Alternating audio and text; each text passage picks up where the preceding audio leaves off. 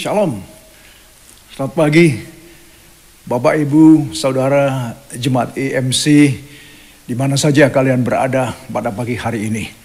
Selamat bertemu kembali dalam ibadah online hari ini, hari Minggu, tanggal 14 Juni 2020.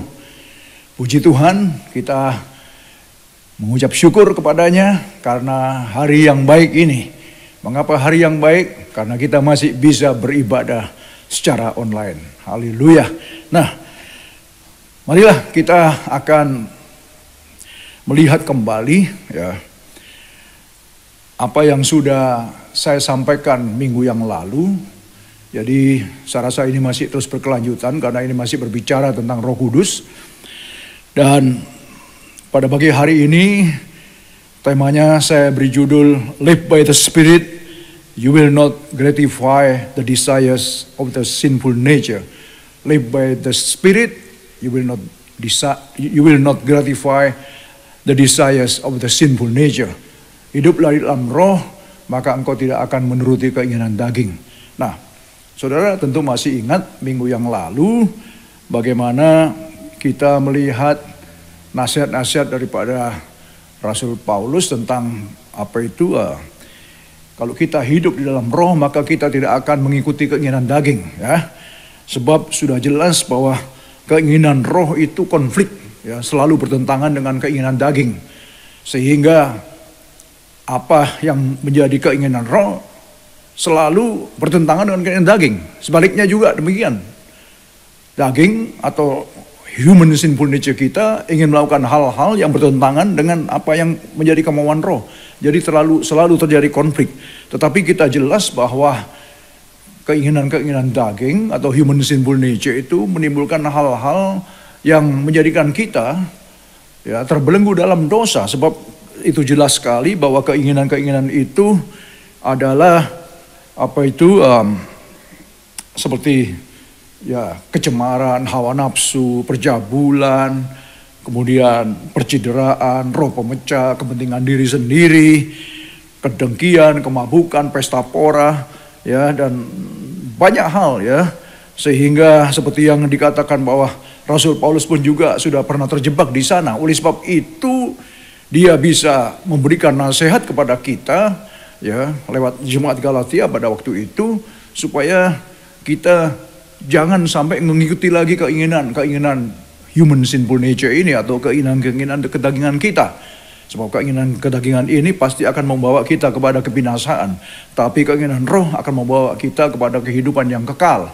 Nah, coba kita baca dulu di dalam Galatia 5 ayat 24 ya dan 25. Ya, Galatia 5:24. Barang siapa menjadi milik Kristus Yesus, ia telah menyalibkan daging dengan segala hawa nafsu dan keinginannya. Barang siapa menjadi milik Kristus Yesus, ia telah menyalibkan daging dengan segala hawa nafsu dan keinginannya. Jikalau kita hidup oleh roh, baiklah kita juga dipimpin oleh roh. Ya, ayat 25-nya. Jadi kalau kita yakin, kita percaya bahwa Kristus sudah mati bagi kita, yang saya katakan minggu lalu, it's finished, sudah selesai di dalam merescue kita, dalam menebus kita, dalam menyelamatkan kita. Nah, ini harus ada respon yang positif dari kita juga. Jadi Kristus telah menyelesaikan misinya sebagai utusan Bapa untuk menyelamatkan kita dari tempat yang gelap, dari lumpur dosa, dari belenggu dosa, sehingga kita dimerdekakan, kita dibebaskan. Nah, setelah kita menjadi orang-orang yang merdeka di dalam Kristus, kita menjadi milik Dia lewat penebusan karya salib, ya, lewat dengan darah yang mahal kita dibayar lunas. Kemudian apa respon kita sekarang ini? Apa yang harus kita tindak lanjuti selama kita masih punya kesempatan di dalam dunia ini? Karena kesempatan kita tidak banyak, saudara. Ya, kesempatan kita sangatlah terbatas. Kita tidak ada yang tahu berapa lama kita, ya. Karena kita sering mendengarkan bahwa untuk apa itu mati tidak harus menunggu kita tua dulu. Kita tidak perlu menunggu kita kena penyakit dulu. Ya, anytime kita bisa mati, ya, di dalam dunia ini. Ya, mati secara fisik. Tetapi ingat bahwa roh adalah kehidupan, ya. Nah, mari saudara, ya, kita renungkan. Kalau kita memang menjadi miliknya Kristus, ya, ia semestinya harus menyalibkan daging dengan segala hawa nafsu dan keinginannya. Ya. Dan kalau kita memang hidup oleh roh, kita percaya bahwa Roh Kudus sudah dicurahkan kepada kita, ya, sejak 2000 tahun yang lalu sudah dicurahkan sampai hari ini, ya, seperti janjinya bahwa Roh Kudus merupakan janji Bapa yang diberikan, ya, dan dicurahkan pada akhir zaman. Dan kita hidup di penghujungnya akhir zaman, dan kita adalah orang-orang yang sudah menerima karunia Roh Kudus. Ya, oleh sebab itu kita harus hidup sesuai dengan apa yang firman yang Tuhan inginkan dalam hidup kita. Meskipun kita punya free will, ya. Kita diberi free will, kita diberi kebebasan hak untuk memilih. Mau hidup benar atau tidak itu urusan kita memang. Siapa yang bisa melarang kita? Nggak ada, saudara. Tuhan pun juga tidak melarang kita. Ya. Tuhan itu is a sovereign Lord, ya, sovereign God, Allah yang berdaulat. Dia Tuhan yang berdaulat. Waktu Dia mencipta kita dengan segala kedaulatan, Dia memberikan kebebasan kepada kita. Dia tidak ingin mendirect kita, memaksakan kita, ya, mengkoersen kita. Tidak ingin seperti itu. Dia ingin supaya kita itu suka sama Dia. Ya, supaya kita itu dengan will kita, dengan kehendak kemauan kita bisa mengasihi Dia sebagaimana Dia mengasihi kita. Nah, oleh sebab itu saudara, kalau kita menjadi milik Kristus, kita harus sebenarnya menyalibkan daging itu. Mungkin kita katakan, waduh, apakah kita mampu? Pasti mampu. Kalau kita yakin bahwa kita sudah menerima kemerdekaan di dalam roh, kita menerima Roh Kudus yang sudah dicurahkan kepada kita, yang hidup dalam kita dan menyertai kita dan beserta dengan kita saat ini, kita pasti mampu.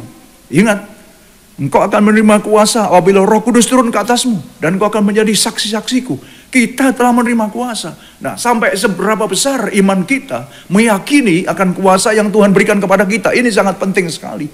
Tapi waktu kita meyakini bahwa Tuhan telah mencurahkan kuasanya yang tidak terbatas itu kepada kita, dan yang di dalam ayat-ayat lain dikatakan bahwa kuasanya saat ini sedang bekerja dengan kuatnya di dalam kita, kita pasti mampu untuk melakukan itu.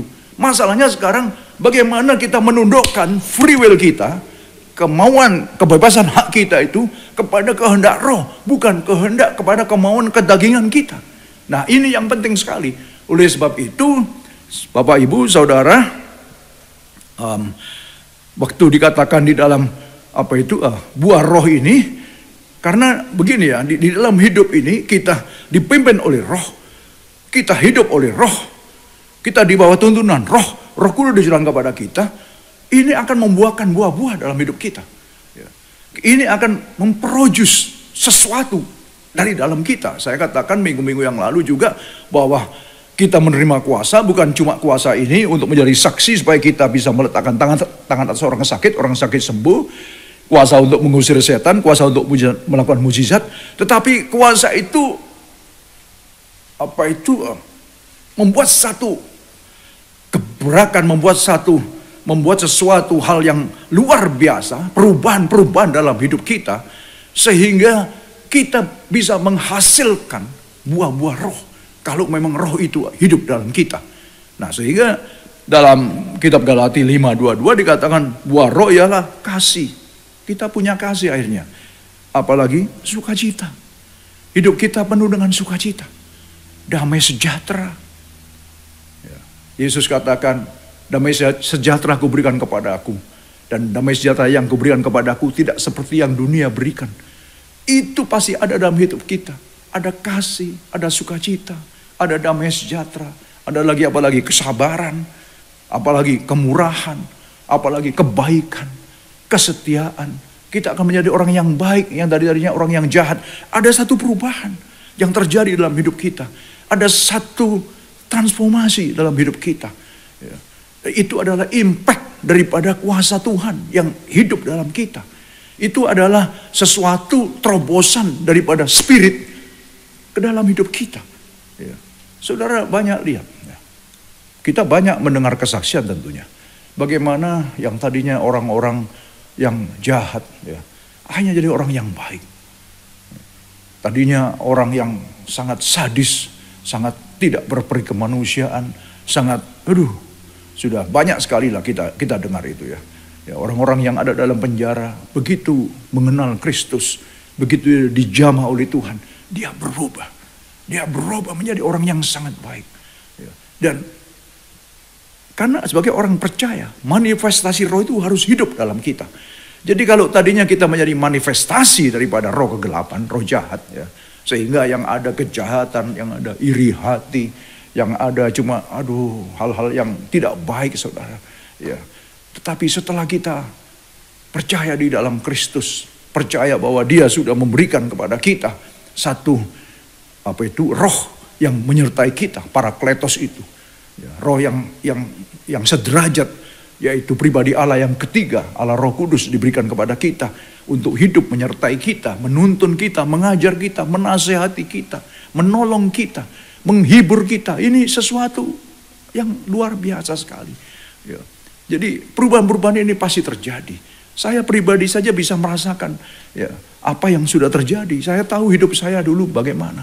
Tetapi setelah menerima karunia roh itu, bagaimana sekarang hidup ini Tuhan rubah begitu rupa. Meskipun masih belum perfect, masih belum sempurna. Tetapi kita terus akan menuju ke sana. Menuju kepada kesempurnaan dan kesempurnaan.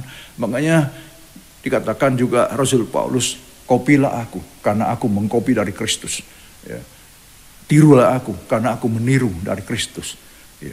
Jadi kita harus, Tuhan Yesus waktu datang ke dunia, Dia menunjukkan bagaimana kita harus hidup. Sehingga hidup kita bisa menjadi serupa dengan Dia waktu Dia ada di dunia ini. Dia telah menunjukkan itu. Karena manusia dalam kejahatannya, manusia dalam kebobrokannya. Ya, bagaimana Allah itu selalu ingin untuk menyelamatkan. Ya, selalu untuk ingin merescue supaya tidak masuk ke dalam penghukuman. Sebab neraka dicipta bukan untuk manusia. Kita harus ingat baik-baik. Neraka dicipta bukan untuk manusia. Ya. Manusia dicipta sesuai dengan gambar Allah itu sendiri, sesuai dengan image-nya, supaya kita nanti bisa bersama-sama dengan Dia. Waktu kita jatuh dalam dosa, Dia berusaha untuk menolong kita. Nah, tentunya dengan tidak memaksa, ya, tetapi kita responi dengan iman dan percaya kita. Oleh sebab itulah kita tidak hidup di zaman Taurat lagi. Kita tidak hidup sesuai dengan hukum Taurat lagi. Tapi kita di bawah hukum kasih. Ya, karena kasih karunia dan anugerah Allah sudah dicurahkan kepada kita lewat pengorbanan anaknya, Kristus yang sudah terpaku di atas kayu salib untuk dosa-dosa kita. Bukankah ini sesuatu hal yang luar biasa? Makanya saudara, kalau kita percaya bahwa roh itu sudah ada dalam kita, hidup dalam kita, maka kita harus menghasilkan buah-buah dari pertobatan kita. Sebab ingat, waktu Kristus datang, bahkan sebelum Kristus, ya, sebelum Kristus itu Yohanes Pembaptis. Ya. Yohanes Pembaptis merupakan yang membuka jalan. Ya. Itu sudah dinubuatkan di zaman Nabi-Nabi Perjanjian Lama. Ya. Kata-katanya apa? Bertobatlah, sebab kerajaan Allah sudah dekat. Bertobatlah, kerajaan Allah sudah dekat. Kemudian waktu Kristus datang pun juga misinya, message-nya, ya, pesan-pesannya juga sama. Bertobatlah, kerajaan Allah sudah dekat. Kemudian diteruskan kepada murid-muridnya, kepada para rasul. Bertobatlah, kerajaan Allah sudah dekat. Jadi beritanya adalah berita pertobatan. Ya, Roh Kudus, karena kita dengan terbelenggu, dengan terjerat dalam perangkap dosa ini, kita sulit untuk melepaskan itu. Tetapi dengan kuasa Tuhan, dengan kuasa Roh Kudus, kita diberikan kemampuan. Makanya Roh Kudus itu adalah roh yang memberikan kekuatan, ya, dinamis kepada kita. Kekuatan, kuasa, ya, memberikan kasih kepada kita. Dan self control, penguasaan diri. Supaya kita bisa menguasai diri. Supaya kita bisa mendisiplinkan diri kita. Dengan kekuatan kita tidak mampu. Tetapi Tuhan tahu kita tidak mampu. Dia berikan rohnya kepada kita untuk menyertai kita, memampukan kita, sehingga kita bisa berjalan bersama dengan Dia, hidup bersama dengan Dia. Coba kita lihat dulu bagaimana apa yang dikatakan oleh Yohanes Pembaptis dalam Matius 3 ayat 8. Dikatakan begini. Jadi, ini katakan kepada orang-orang Farisi. Jadi hasilkanlah buah yang sesuai dengan pertobatan. Dan janganlah mengira bahwa kamu dapat berkata dalam hatimu, Abraham adalah bapa kami. Karena aku berkata kepadamu, Allah dapat menjadikan anak-anak bagi Abraham dari batu-batu ini. Ya. Hasilkanlah buah yang sesuai dengan pertobatan. Jadi kalau kita sadar bahwa kita sudah ditebus dari dosa-dosa kita dan Roh Kudus dicurahkan kepada kita, maka kita harus menghasilkan buah-buah pertobatan. Kita harus bisa memproduce. Ada banyak saksi seperti awan, dalam Ibrani menyebutkan ini, yang sedang melihat kita. Setiap kita sedang diamat-amati, ada banyak saksi. Ya. Jadi karena begini ceritanya, kan ada banyak, wah kalau Sunday, ya, kalau hari Minggu, waduh seperti malaikat ya. Tapi kalau dari Monday itu Saturday, waduh malaikatnya hilang jadi setan ya. Nah, saudara seperti itu ya. Ya saudara tahulah ceritanya ini ya. Itu. Tetapi yang dimaksud di sini adalah bagaimana buah-buah itu bisa terproduce dari kita. Ya, dari hidup kita bisa muncul buah-buah itu, buah-buah pertobatan itu. Ya, sehingga kita bisa menjadi orang yang bertobat. Ya, tidak mungkin kita kalau sudah mengenal kasih karunia, ya, menyadari akan keselamatan yang diberikan kepada kita, kemudian kita hidup semau kita, ya memang itu bebas, itu memang hak kita, itu memang free will kita mau jadi benar apa jadi jahat itu terserah kita. Tetapi ada konsekuensi yang kita lakukan. Berarti kita sama dengan menyalibkan Kristus lagi. Dan ini hukumannya berat sekali. Ya, kan kita akan tertimpa oleh hukuman kematian di neraka yang apinya tidak pernah padam itu. Apakah kita mau ke sana? Saya rasa tidak, saudara. Ya, Tuhan begitu mengasihi kita supaya kita bisa bertobat dan kita bisa menghasilkan buah-buah pertobatan itu, buah-buah roh bisa terproduce dari dalam hati kita sehingga orang lain bisa terberkati lewat hidup kita. Coba apa itu? Kita teruskan di ayat 10, kapak sudah tersedia pada akar pohon dan setiap pohon yang tidak menghasilkan buah yang baik pasti ditebang dan dibuang ke dalam api. Nah jadi saudara, kapak sudah tersedia. Setiap pohon yang tidak menghasilkan buah yang baik pasti ditebang dan dibuang ke dalam api. Ya, bicara tentang pohon, ini adalah allegories ya. Apa itu atau kiasan ya tentang manusia. Ada banyak kiasan-kiasan atau allegories yang Alkitab tuliskan mengenai manusia. Ya. Ada dikatakan manusia itu seperti rumput, ya. Seperti bunga rumput. Manusia seperti uap, ya. Sebentar hilang kemudian lenyap. Ya. Kalau rumput ya sebentar atau bunga rumput sebentar tumbuh, nanti sebentar sore juga layu, diinjak, dilupakan dan dibakar. Ya. Ada banyak hal, saudara. Ya, dan dikatakan juga seperti ranting ya, dari tunas dari pohon anggur dan lain sebagainya. Nah, dikatakan di sini pohon. Ya. Kalau kita diumpamakan sebagai pohon tidak menghasilkan buah, maka dikatakan kapak itu sudah tersedia di akar pohon itu. Berarti apa? Akan dicop. Berarti apa? Akan ditebang. Berarti akan dipotong. Kemudian apa? Dibuang ke dalam api. Kita sudah diingatkan tentang hal itu. Tapi saya percaya bahwa setiap kita pasti bisa memproduksi buah-buah pertobatan. Memproduksi buah-buah roh dari kehidupan kita masing-masing. Dan mungkin kita tidak mampu, tapi sekali lagi saya katakan tadi bahwa Roh Kudus akan memampukan kita. Karena Roh Kudus diberikan untuk menolong kita. Roh Kudus diberikan supaya kita bisa berjalan dan hidup bersama dengan Dia. Nah, kemudian Roh Kudus ini menuntun kita kemana? Nah, coba saudara, kita lihat lagi dalam Yohanes pasal 15 ya. Apa yang dikatakan Tuhan Yesus ya. Ayat 4. Tinggallah di dalam aku dan aku di dalam kamu. Sama seperti ranting tidak dapat berbuah dari dirinya sendiri kalau ia tidak tinggal pada pokok anggur. Demikian juga kamu tidak berbuah jikalau kamu tidak tinggal di dalam aku. Tinggallah di dalam aku. Remain in me, live in me. Dan apa? I will remain in you. No branch can bear fruit by itself, it must remain in the vine. Neither can you bear fruit unless you remain in me. Jadi tidak mungkin kita akan berbuah. Nah itu. Jadi kalau kita memang mengatakan bagaimana kita bisa berbuah, ya memang tidak mungkin. Nah makanya Roh Kudus akan menuntun kita supaya kita bisa tinggal bersama dengan Dia. Ya. Nah Tuhan Yesus mengatakan jelas sekali. Ya, sebab Roh Kudus akan menuntun kepada kebenaran. Yesus adalah firman kebenaran. maka tinggallah di dalam aku, dan aku di dalam kamu. Kalau kita tinggal di dalam Yesus, ya, tinggal di dalam Kristus, maka dia juga pasti akan tinggal dalam kita. Sehingga kita menyatu. Nah ini yang selalu saya katakan, kita harus punya hubungan, intimasi, secara personal relationship dengan Tuhan. Sehingga apa? Kita bisa hidup dalam dia. Ya. Kita hidup di dalam dia, dan dia juga hidup di dalam kita. Nah, sehingga dikatakan sama seperti ranting, dia tidak dapat berbuah dari dirinya sendiri. Di sini kita diumpamakan, ya kiasannya sebagai apa? Ranting. Ya. Nah, sehingga kalau kita ranting, kita tidak bisa berbuah. Kalau kita tidak tinggal pada pokok anggurnya, ya, pohon anggurnya. Dan Kristus di sini dia umpamakan dirinya sebagai pokok anggur itu. Ranting itu adalah harus nempel pada pokok anggur ini. Dia harus tinggal hidup di sini, di dalam batang ini, dalam pohon ini, dalam tunas ini. Ya. Nah, kalau kita tidak nempel di sini, kalau kita tidak menyatu dengan pokoknya, maka kita tidak akan berbuah. Ya. Sehingga apa? Kita akan jadi kering. Nah, jadi untuk berbuah, Tuhan Yesus sudah memberikan penjelasan kepada kita. Tinggallah di dalam aku, dan aku di dalammu, maka engkau akan berbuah banyak. Ya, dan sama seperti ranting, dia tidak dapat berbuah dari dirinya sendiri. Jadi, in other words, dari diri kita sendiri kita tidak akan bisa menghasilkan buah-buah.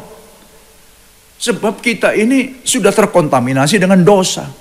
Yang ada cuma keinginan-keinginan kedagingan kita. Yes apa yes, saudara? Ya apa ya? Ya seperti itu. Yang muncul dari dalam kita selalu keinginan-keinginan kedagingan. Selalu hal-hal yang membuahkan dosa. Makanya dalam Kejadian pasal 6 ya, dikatakan bahwa Allah begitu sedih. Ya. Allah begitu sedih karena, dan dia menyesal dikatakan, karena telah mencipta manusia. Mengapa sedih dan menyesal dia? Karena kecenderungan hatinya hanya membuahkan kejahatan semata-mata. Jadi jauh-jauh hari. Ya. Makanya sampai akhirnya apa? Bumi ditenggelamkan pada waktu itu. Dengan hujan air bah 40 hari 40 malam. Dan sebelum terjadi itu, karena dia menyesal sekali membuat manusia, menjadikan manusia. Karena manusia kecenderungan hatinya hanya membuahkan kejahatan semata-mata. Oleh sebab itu, Bapak, Ibu, Saudara yang dikasihi oleh Tuhan, ingatlah bahwa begitu besarnya kasih Allah kepada kita. Dia tahu kita tidak mampu. Dia tahu kita terbatas. Dia tahu kita lemah. Kita sudah terkontaminasi dosa. Tetapi ingat, karya Allah lewat Kristus di atas kayu salib. It's finished. Selesai sudah. Selesai kita dilepaskan dari setiap belenggu dan ikatan. Dan sekarang dimampukan dengan dicurahkannya Roh Kudus. Dimampukan bagi kita untuk kita bisa berbuah bagi kemuliaannya. Berbuah jadi berkat bisa dinikmati oleh orang lain. Dan bagi kemuliaan nama Tuhan. Bisa diaminkan? Haleluya. Amin. Itulah kalian saudara ya. Coba kasih senyum kanan kiri saudara ya. Engkau dahsyat, katakan engkau dahsyat ya. Dahsyat bukan karena kita hebat, tapi karena memang Roh Kudus yang diberikan kepada kita itu dahsyat sekali. Haleluya. Coba terus. Ayat 5 dari Yohanes pasal 15. Akulah pokok anggur dan kamulah ranting-rantingnya. Ya. Barang siapa tinggal di dalam aku dan aku di dalam dia, ia berbuah banyak. Jadi kalau kita ini adalah merupakan ranting-ranting dari pokok anggur, Kristus adalah pokok anggurnya. Kalau kita tinggal di dalam dia, dan dia di dalam kita, maka kita berbuah banyak. Kita akan berbuah-buah lebat. Saudara tahu pohon anggur gak? Luar biasa sekali. Di Australia ini kan kita gudangnya anggur di sini. Luar biasa itu, dompolannya anggur itu, waduh, begitu menggiurkan sekali. Sekarang lagi musim anggur ini kan. Saya lupa tadi, saya nggak beli anggur tadi. Nah, ia berbuah banyak sebab di luar aku, kamu tidak dapat berbuat apa-apa. Di luar aku kamu tidak dapat berbuat apa-apa. Ayat 6, barang siapa tinggal di dalam aku, barang siapa tidak tinggal di dalam aku, ayat 6, barang siapa tidak tinggal di dalam aku, ia bagaimana? Ia dibuang keluar. Ia dibuang. Kalau tidak tinggal di dalam Kristus, kita akan dibuang keluar. Seperti ranting dan menjadi kering. Kemudian dikumpulkan orang dan dicampakkan ke dalam api lalu dibakar. Nah, perhatikan saudara. Kalau kita tidak tinggal di dalam Dia, tidak hidup di dalam Dia, tidak berjalan bersama Dia, berarti kita akan dibuang keluar. Kalau kita sudah dibuang keluar, dipotong dari pokok itu tadi, kita yang adalah ranting, kita akan menjadi kering. Karena sumber kehidupan itu hanya ada dalam Dia. Ya, perhatikan coba ranting.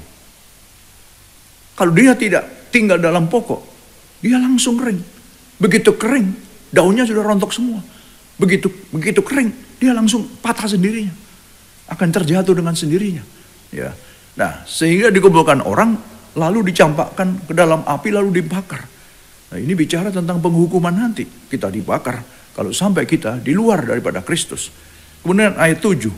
Jikalau kamu tinggal di dalam aku dan firmanku tinggal di dalam kamu, ini luar biasa.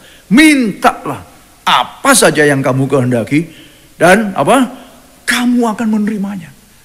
Jadi kalau kita tinggal di dalam Dia dan firman-Nya tinggal di dalam kita, mintalah apa saja yang kamu kehendaki. Bayangkan, yang kamu kehendaki, maka kamu akan menerimanya. Saya percaya, saya yakin sekali. Kalau kita tinggal dalam Dia dan firman-Nya tinggal dalam kita, yang kita minta nggak mungkin yang macam-macam juga. Karena kita tahu kita hidup dalam Dia, firman-Nya hidup dalam kita. Kita tahu kalau kebutuhan hidup saja, saudara, kita nggak perlu minta-minta. Bagi saya ya, memalukan sekali untuk minta-minta kalau untuk kebutuhan hidup aja. Karena saya percaya firman-Nya itu jelas. Ya. Burung di udara aja yang tidak menabur dan menuai, Dia pelihara, apalagi engkau. Makanya janganlah khawatir dengan hidupmu, dengan apa yang terjadi. Karena hidup kita itu dipelihara oleh Tuhan. Dalam keadaan seperti sekarang ini, yang masih lockdown, ya, yang masih ekonomi belum bisa bangkit, ya, banyak yang kehilangan pekerjaan. Mungkin, ya, adakah kekhawatiran dalam hidupmu? Ingat, saudara, ya, hiduplah dalam Dia, tinggallah dalam Dia, maka saudara, kita akan memproduce buah-buah. Yang pertama apa? Ada kasih, ada damai sejahtera, ada sukacita, ada bahagia. Itu mengalahkan segala-galanya, sudah. Mengalahkan segala-galanya. Mengalahkan kekhawatiran kita. Apa sih dengan kekhawatiran kita? Kita bisa nggak menambah itu? Nggak akan bisa merubah keadaan. Tapi tetap tinggal di dalam Kristus. Tinggal dalam firman. Maka minta saja apa? Tuhan pasti akan berikan kepada kita. Ini janji firman Tuhan, bukan saya. Ini janji firman Tuhan yang kita sama-sama sedang pelajari pagi hari ini. Nah saudara, itu adalah janji. Kalau Tuhan sudah berjanji, apa Dia pernah mengingkari? Tuhan tidak pernah mengingkari janjinya. Masalahnya sekarang, benar tidak? Kalau kita umpamanya doa masih belum dijawab, benar tidak kita sudah hidup dalam Dia? Itu satu. Kedua, benar nggak firman-Nya itu tinggal dalam kita? Nah, ini penting sekali. Sebab apa? Dalam firman itu jelas semuanya.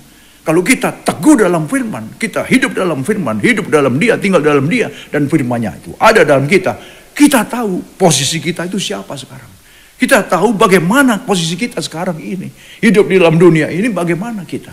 Ya, kita tahu kita adalah pemenang-pemenang dalam Kristus. Bukan karena kita hebat, tetapi karena Dia yang memang luar biasa dalam hidup kita. Nah saudara, ayat 8 terakhir. Dalam hal inilah Bapakku dipermuliakan, yaitu jika kamu berbuah banyak dan dengan demikian kamu adalah muridku. Nah, kita ini bukan pengikut, saudara. Lain, saudara. Pengikut dan murid lain. Murid itu didisiplinkan, dia dididik. Ya. Dia harus menghadapi ujian-ujian. Ya, sampai dia lulus. Ya. Tapi kalau pengikut, enggak. Pengikut itu kayak ekor saja. Kita bukan ekor dalam Tuhan. Bukan. Kita adalah kepala. Ya. Kita bukan ekor yang mengikut ke sana ke sini. Ya, orang ke sana, ayo ke sana, sini. Saudara, kita harus punya satu prinsip dalam hidup ini. Ya, kalau tidak, kita jadi bulan-bulanan seperti kapal di tengah lautan yang diombang-ambingkan ombak ke sana kemari. Ya kan, aduh, ini lagi COVID, ini lagi corona. Waduh, apalagi yang dibaca masalah corona sudah basi, saudara. Ya, kalau kita mau Tuhan mau kita tetap hidup, kita akan tetap hidup. Ya, kalau Tuhan mau kita mati, kita pun juga anytime bisa mati juga. Jadi hidup kita ini ada dalam tangan Tuhan. Tidak ada lagi yang perlu untuk kita takuti lagi. Nah, kembali lagi kepada berbuah tadi. Kalau Roh Kudus hidup dalam kita, saya percaya, kita percaya bahwa Roh Kudus yang memampukan kita untuk kita bisa memproduksi buah. Dan Roh Kudus akan menuntun kita supaya kita tinggal di dalam Dia. Supaya kita tinggal di dalam Kristus. Supaya kita hidup dalam Dia. Hidup dalam Dia berarti hidup dalam firman. Nah, kalau kita hidup di dalam firman dan firman-Nya hidup dalam kita, maka kekuatan yang berlimpah-limpah itu akan ada dan timbul dalam hidup kita. Dikatakan, mintalah apa saja, maka engkau akan menerimanya. Mintalah apa saja. Kita tahu kalau kita sudah hidup di dalam Dia, kita hidup dalam firman dan firman itu dalam kita, kita tidak akan mungkin untuk minta untuk kepentingan pribadi kita. No, there's no way. Nggak akan pernah terlintas dalam hidup kita orang-orang yang hidup di dalam Tuhan untuk kepentingan pribadinya. Karena mereka yang sudah menyadari akan hal ini, mereka sadar orang-orang yang sudah hidup dalam firman dan yang firmannya hidup dalam dia tahu bahwa hidupnya itu sudah diangkat oleh Tuhan, sudah dipelihara oleh Tuhan, sudah pasti dicukupi dan diberkati oleh Tuhan. Dia tidak akan pernah kekurangan apa-apa, bahkan selalu memperojus buah-buah yang bisa dinikmati oleh orang di sekitarnya. Bapak, Ibu, dan saudara yang dikasihi oleh Tuhan, pada pagi hari ini, marilah apa yang sudah kita dengar bersama-sama. Tuhan sudah berkorban demi dosa dan kesalahan kita. Kita ini orang-orang yang layak dan pantas untuk dihukum karena dosa dan kesalahan kita.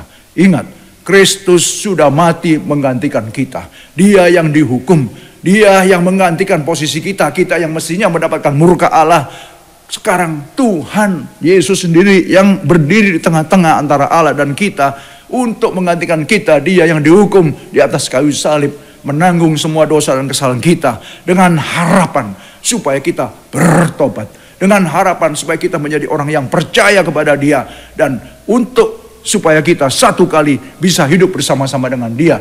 Neraka dicipta bukan untuk kita. Neraka dicipta bukan untuk supaya manusia masuk ke dalam penghukuman dosa. Saudara dan saya dicipta sesuai dengan gambarnya. Saudara dan saya dicipta begitu spesial sekali. Kita adalah orang-orang spesial. Kita yang tadinya orang-orang yang saudara terpuruk, orang yang tadinya dalam belenggu dosa, setelah kematian Kristus, Dia bangkit merupakan kemenangannya. Kemenangan Kristus, kemenangan bagi kita. Kita sebagai orang-orang yang merdeka di dalam Kristus. Kita orang-orang yang tidak dibawa belenggu oleh kuasa-kuasa kegelapan. Segala kuasa sudah ada di bawah telapak kaki kita. Saudara, jangan pernah takut dalam hidup ini. Ingat, kita harus bisa memproduksi buah-buah. Kita harus transform hidup kita dari hidup yang jahat, dari hidup yang tidak benar, menjadi hidup yang baik, menjadi hidup yang benar untuk menjadi berkat bagi Tuhan. Bisa menghasilkan buah-buah yang bisa dinikmati oleh orang-orang di sekitar kita, yang dinikmati oleh orang-orang dalam rumah tangga kita, oleh teman-teman kita, oleh teman-teman di tempat kerja, di tempat usaha, di mana saja kita berada, kita bisa menjadi berkat. Bukan karena kita hebat, tetapi roh Tuhan yang ada dalam kita. Roh Tuhan itu hidup dan Dia sedang menyertai kita. Dia sedang menyertaimu, saudara. Dia sedang hidup dalammu. Mari pada pagi hari ini bangkitkan spirit itu, bangkitkan api Tuhan itu. Kita bukanlah orang-orang yang lemah lagi. Kita bukan orang-orang yang loyo. Kita adalah orang-orang yang perkasa. Dari orang biasa dia akan menjadi orang yang luar biasa. Dari orang biasa menjadi the extraordinary people of God. Luar biasa. Ini semuanya karena pengorbanan Kristus. Jangan sampai pengorbanannya menjadi sia-sia.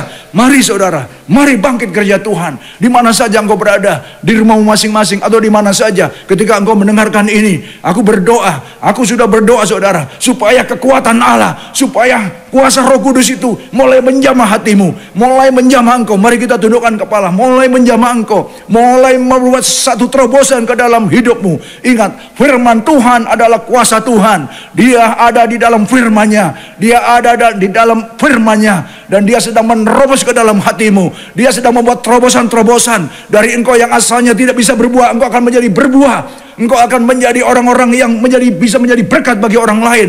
Karena karya Allah di dalam Kristus itu hidup dan hidup dan hidup dan hidup di dalammu. Hidup di dalammu dan mulai menjamahmu. Pagi hari ini hamba berdoa ya Tuhan, setiap anak-anakmu yang pagi hari ini sudah mendengarkan firman-Mu, yang mungkin Tuhan, mereka dalam keadaan lemah, dalam keadaan tidak tahu harus apa yang mereka lakukan dalam kondisi keadaan dunia yang seperti sekarang ini. Tapi hamba percaya firman-Mu saat ini Tuhan sedang membangkitkan setiap anak-anak-Mu. Firman-Mu sedang menggugah hati anak-anak-Mu, sehingga setiap yang mendengar akan dibangkitkan, yang mendengar akan dikuatkan Tuhan, dan yang masih hidup di dalam kedagingan. Pada pagi hari ini aku lepaskan kuasa-Mu untuk menjadikan satu pertobatan di dalam hidup anak-anak-Mu. Marilah selidikilah hati setiap anak-anak-Mu Tuhan. Dan Kau lihat tangan-tangan yang sedang terangkat, tangan-tangan yang sedang mengangkat, yang sedang merasa tidak berdaya. Pagi hari ini kekuatan daripada-Mu akan menerobos masuk ke dalam mereka. Kekuatan supernatural yang daripada-Mu, kekuatan dunamis itu akan masuk menerobos untuk membuat satu kekuatan, satu sesuatu yang berbeda. Tuhan, dalam nama Yesus, dalam nama Yesus, terima kasih untuk firman-Mu pada pagi hari ini ya Tuhan. Pengorbanan-Mu tidak akan pernah sia-sia dalam hidup kami masing-masing. Dan biarlah setiap kami bisa memproduce buah-buah pertobatan, sehingga buah-buah roh jelas nampak dari hidup kami. Hidup kami penuh dengan kasih, penuh dengan damai sejahtera, penuh dengan sukacita, penuh dengan kebahagiaan, penuh dengan kesetiaan, penuh dengan kesabaran. Hal-hal yang baik yang daripada-Mu Tuhan, itu akan terproduce dalam hidup kami masing-masing, sehingga keberadaan kami di mana saja berada boleh menjadi berkat bagi orang lain. Terima kasih Bapa, terima kasih Tuhan Yesus pada pagi yang baik ini. Dan hamba juga berdoa Tuhan untuk setiap anak-anak-Mu di mana saja mereka berada pada pagi hari ini. Kami sedang mengangkat tangan bersama-sama ya Tuhan. Kami naikkan puji syukur kami kepadamu untuk hari-hari yang sudah kami lewati. Kami naikkan terima kasih untuk penyertaan pemeliharaan Tuhan sepanjang hari-hari yang sudah kami lewati bersama-sama Engkau Tuhan. Engkau tidak pernah meninggalkan kami. Janji-Mu iya dan amin. Kami saat ini boleh merasakan juga Tuhan, getaran-getaran kasih-Mu sedang Tuhan ada dalam kami masing-masing. Saudara, rasakan hadirat Allah. Rasakan the presence of God is here right now. Is here right now. The presence of God is here right now. Oh, haleluya. Terima kasih Tuhan untuk kehadiran-Mu di tengah-tengah umat-Mu. Biarlah Engkau sendiri yang menyamai setiap hati. Tuhan, setiap hati yang lemah, setiap hati yang sedih, Engkaulah penghibur itu, Engkaulah penolong itu, Roh Kudus yang manis. Terima kasih Bapa. Dan saudara, apabila kita tetap setia menjadi pelaku-pelaku firman, sebagaimana yang Allah telah sampaikan, di mana saja kita berada, di mana saja kita sedang bepergian, atau kemana saja kita pergi, apabila kita tetap setia menjadi pelaku-pelaku firman, maka Allah katakan bahwa Dia akan selalu menyertai kita, Dia akan selalu melindungi kita, dan Dia akan memberkati hidup kita, sehingga kita bisa jadi berkat bagi orang lain yang ada di sekitar kita, bahkan bagi bangsa-bangsa. Oleh sebab itu, marilah kita terima apa yang menjadi janji-janji daripada Allah Bapa. Berkat-berkat damai sejahtera, kasih karunia, anugerah, dan sukacita daripada Tuhan Yesus Kristus, di mana damai ini yang tidak sama seperti yang dunia berikan, itu menjadi bagian kita masing-masing pada pagi hari ini. Dan Allah Roh Kudus yang terus akan menyertai kita, yang terus akan menuntun kita, menolong kita, menghibur kita, bahkan mempersatukan kita mulai siang hari ini sampai Maranatha.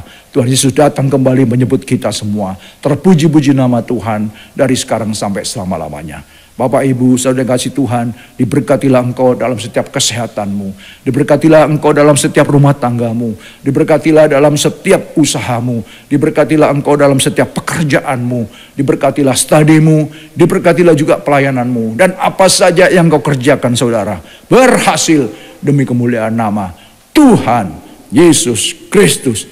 Haleluya, haleluya. Semua yang percaya katakan amin, amin, amin, amin.